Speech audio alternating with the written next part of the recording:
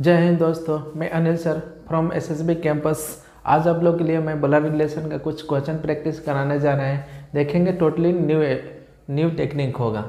तो हम लोग पहले इसमें क्या करेंगे, छोटा क्वेश्चन देखेंगे और छोटा क्वेश्चन के साथ हम क्या करेंगे, धीरे धीरे इसमें लेवल बढ़ाते चलेंगे।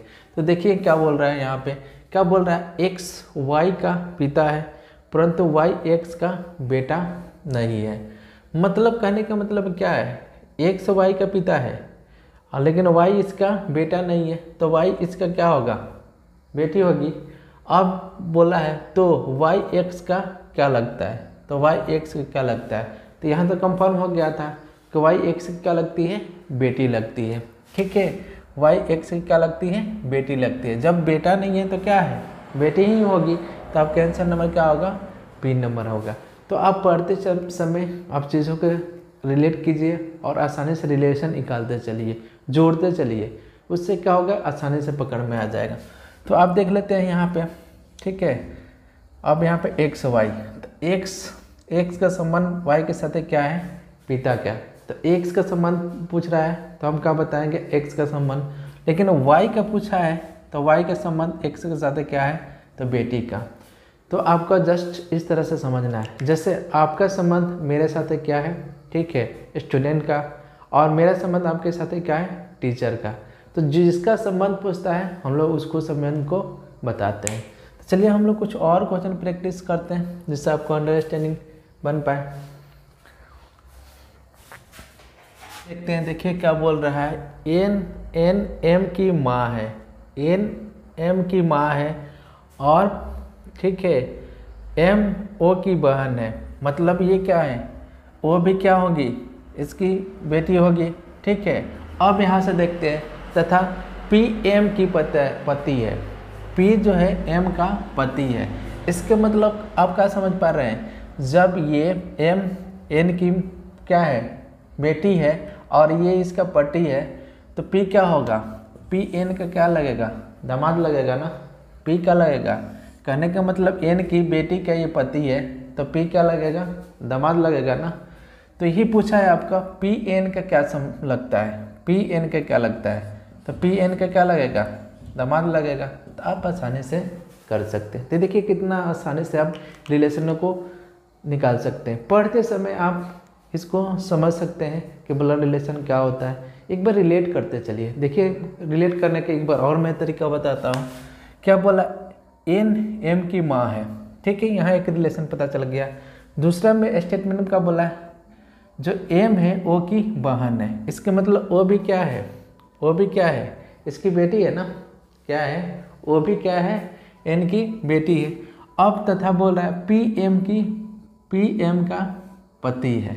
इसका मतलब क्या है, इसकी बेटी के क्या है, ये इसके एन के बेटी के पति है। तो पी का संबंध एन के साथ क्या होगा, दामाद का होगा ना।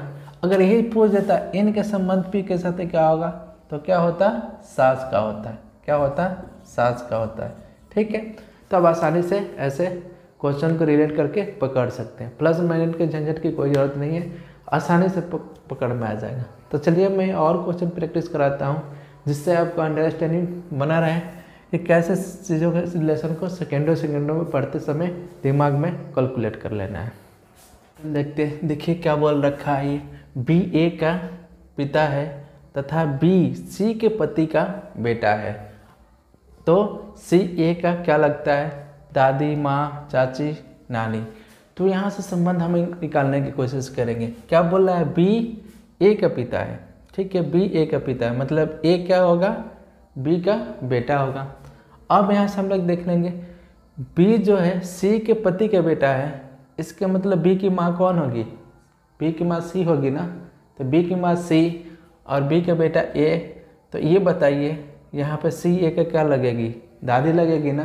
तो सी ए के क्या लगेगी, दादी लगेगी, क्योंकि सी का ही तो बी बेटा है और इसका बेटा क्या है, ए है। तो ये क्या होगी, सी ए की दादी लगेगी और ए सी का क्या लगेगा, पोता लगेगा। तो क्या आंसर हो जाएगा आपका, दादी।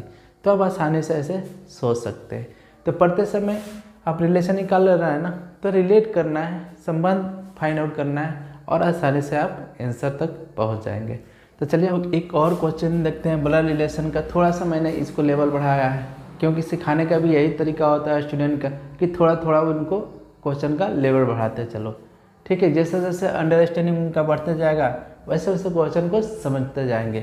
तो देखिए क्या बोला है, ए बी का बेटा है, बी सी की बेटी है और सी डी का पति है और डी ई का माँ है और ई ए का क्या लगता है। तो मामा मौसी नानी चाचा बुआ और बहन क्या लगेगी। तो चलिए हम लोग रिलेशन फाइंड आउट करते हैं। अब देखते हैं ए बी का बेटा है, ये तो कंफर्म हो गया कि ये बी का बेटा है, मतलब यहाँ पे क्या हो जाएगी, ठीक है। अब यहाँ पे देख लेते हैं बी सी की बेटी है, बी सी के बेटी है, ठीक है, और सी डी का पति है।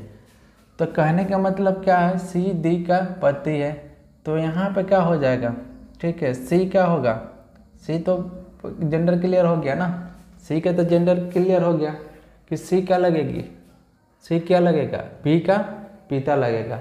और जब चूँकि ये इसका बेटा है तो सी क्या लगेगा, ए का नाना लगेगा और डी का लगेगा, ए की नानी लगेगी। अब यहाँ कंफर्म हो गया।